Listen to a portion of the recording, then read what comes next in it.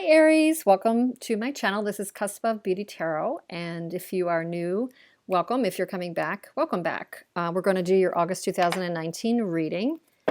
This is Aries, Sun, Moon, Rising, and Venus. August 2019 for you and your person that you're thinking about. Aries, what's up?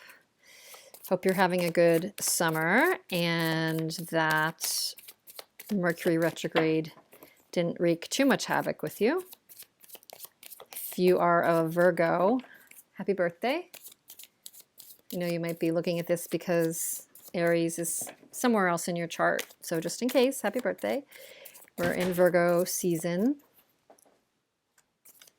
So let's see. Let's see what's up.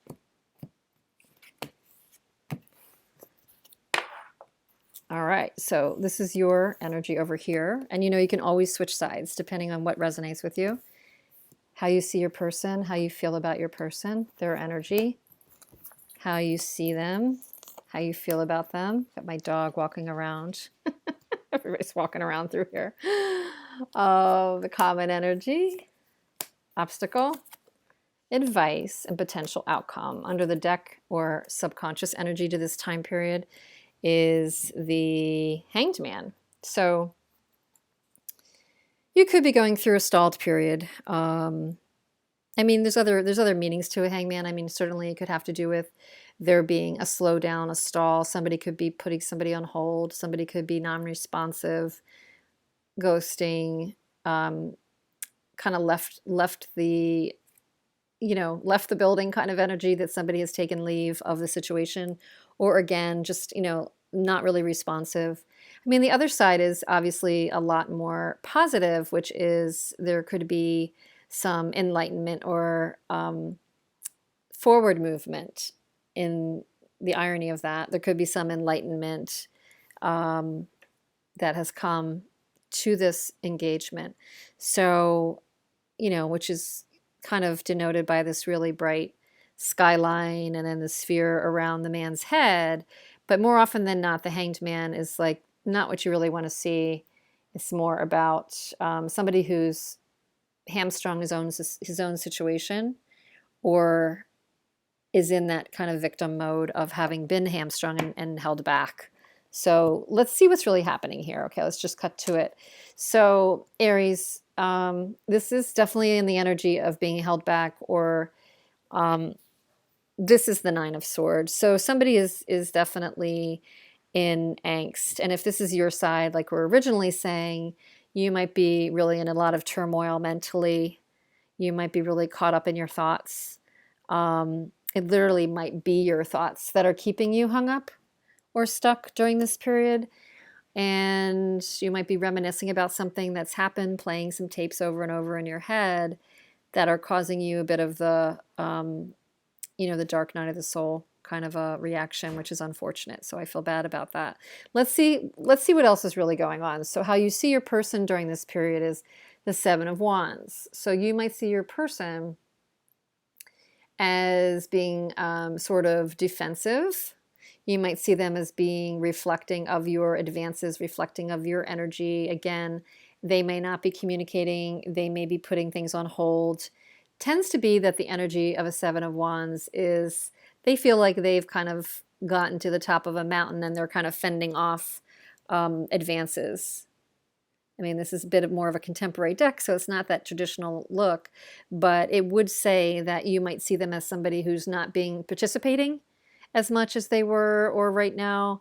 And he's literally got his hand up saying like, no, stop. So, we'll see where this plays out. How you feel about them is the Two of Coins. So you're in your own, you're definitely in your own quandary over this. You could be of two minds about this situation, trying to figure something out, trying to kind of weigh out what's the best way forward for you. You don't have a straight, only one-sided feeling about this situation or about this person. You definitely are in a quandary. You may feel like you have a decision to make. The energy your person is in is the Fountain. So they're sitting in sort of a positive spiritual maybe spiritual awakening place. I don't know if they've done some work on themselves, or they might be in the midst of doing some work on themselves. I know sometimes watching this, people laugh and say like, oh, that's crazy. My person's not doing any work on themselves. 9 times out of 10, if you're watching this, you're thinking your person is doing like no work on themselves. But this would say that they might be, okay? I mean, I'm only reading in the upright, and this was in the reverse. But since I'm reading in the upright, I will say the fountain card, and that's unique to the fountain deck that I'm using, is about the collective unconscious, spiritual consciousness. They might be in that higher realm. They see you as having the energy of justice. They see you, maybe you're in turmoil because you're wanting fairness, equity, your good deeds to pay you back, and they actually see that in you, or they see you as a just person. They see you as a fair and just person. They see you as maybe a partner or a potential partner. Maybe you have been actually a spiritual marriage with this person, but they do see you as, I think they see you as being equitable and fair, or wanting that. The way they feel about you is the Page of Cups. That's a beautiful thing, Aries. So they feel about you kind of light, romantic, flirty, like they might extend an emotional offer. They feel about you in a loving sort of a way. I mean, there's nothing here on their side that indicates any negativity at this moment. Something happened, though. Something happened that is making you upset. The collective energy is that the two of you do want more. You do want better times. You do want to move out of any negativity that may have happened in the past. The man and woman are in the boat, and they definitely have something on the horizon that they're rowing to, and the dark waters that they're leaving is what they want to leave behind. So your collective, or double, you and this person's energy is focused on better times ahead. And certainly if you're holding the Nine of Swords energy, you are, highly focused on better times ahead. The obstacle in this situation, wow, is the world. The world as an obstacle is, to me, if your goal is to get to better times ahead. I wonder, Aries, if it's just difficult for you, or you and this person, to tie up the loose ends of the phase that you're trying to move out of. If it's difficult in any reason to just learn the lessons from the past, close the chapter, to move forward, and the moving forward is to move to better times ahead. What is holding you back? And I'm going to clarify this, but what is holding you back as completion? Why is this not completing this phase? The advice is the Six of Cups. The advice would say that the two of you need to get back to more innocent, joyful times. You see the kind of kids in the bubble. Six of Cups always is about innocence, youthful love, and innocence and purity and fun and joy, and often even like soulmate energy. So the advice would be is to remember why you first started caring about each other, and just maybe recapture some of that innocence and fun and lightness, because obviously there's some things that have occurred that are heavier here. Now, this is obviously easy for me to say. That's not like the easiest thing for anybody to do. The potential outcome, wow, if that were to happen, that's amazing, is the Sun. I had this reading for somebody else too, with the Six of Cups and the Sun. I mean, in these exact places, I'm pretty sure. So here's the lightness too. I mean, the Sun is about as positive as you can get. So good for you. As a potential outcome, the Sun is here, whether it's just for you or for you with this person. The Sun is happiness, joy, and it's a major arcana. And truthfully, besides the Fountain and the World and justice, it's your main arcana, and it's as an outcome. And it's youthful, pure joy, just like the Six of Cups, but it's a major card about that. So you've got a lot of potential to be happy here, Aries. The question will be, is it going to be with this person? You're both wanting to move on to better times. Is it together? But why is completing this chapter and learning the lesson so hard? Why is the world your obstacle? What else can we learn about that? Why is the world the obstacle?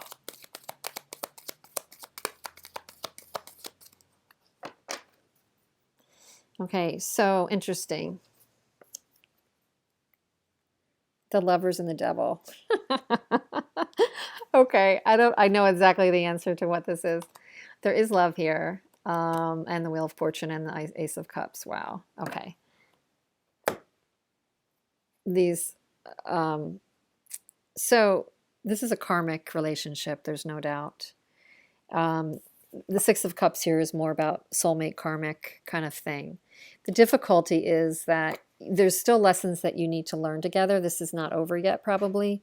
But in order to move to better times, you have to learn lessons and change patterns. Maybe you do need a break, Hangman, or not.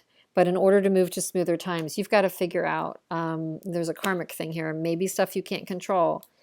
There is love here, and there's a high emotions running, but you have the Lovers and the Devil. So you are intrinsically tied to this person, and for better or for worse kind of thing. When it's kind of the when it's good, when it's bad, it's bad, kind of feeling. And you can probably be in a situation where you might be repeating patterns, and that's the hard part. That's why this chapter's not the chapter's not closing off, because somebody's kind of continuing to do what they used to do and repeating patterns, and they're not healing the soul wound or the original hurt that is getting filled through this lover's connection.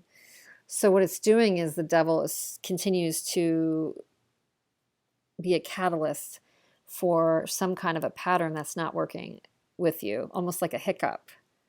And until you learn the lesson and something changes in you or the other person or both, you're not going to be able to learn this lesson, and you're not going to be able to move to better times together. You're going to keep finding yourself in a loop with this person, or you might find yourself trying to leave the scenario but getting pulled back in, or you might close the loop with this person, but just only to find that you're going to find it in another scenario, in another scenario with somebody else, just kind of what we do until we learn the lesson. So this is a big one. This is a challenge. And I think the universe is saying you can do your best with it, try to learn the lesson. But for now, or at least for this time period anyway, I don't know that the two of you are going anywhere. I think you're tied to each other, and maybe not always the best ways. The best thing I can say about this is do things to take care of yourself. Knight of Cups, Five of Wands. I'm sorry, King of Cups, King of Pentacles. So if you have a choice to make, and it's between a King of Cups and a King of Pentacles energy, and there's kind of a battle between the two, or between in your own mind about the two, you have to decide what's going to serve you better, is all I can say. The other side of this could be that the person you're dealing with might have two sides to them, where on the one hand there are at times supportive, loving, and giving of emotions, but at other times they might be sort of in their own world, maybe working hard or workaholicking. They might have these two sides, which could get you very confused. So these are two people you're either choosing between, and you need to do what's best for you, or it could be confusing because this person has two sides to them, and that brings up a battle for you. Either way, you need to do what's right for you, because if you serve yourself, you serve the relationship eventually, but you have to have that relationship with yourself. Especially if there's any smack of codependency here, you have to heal yourself first and pay attention to yourself and fill your own cup first and foremost, not with somebody else. Okay? So anyway, I really wish you a lot of luck with this. It's something intense for sure. Something very intense for sure. And, we'll see where it goes. Please comment. Let me know how this is going in terms of resonating with you. Check your other signs for more information, and I will see you again soon. Thanks.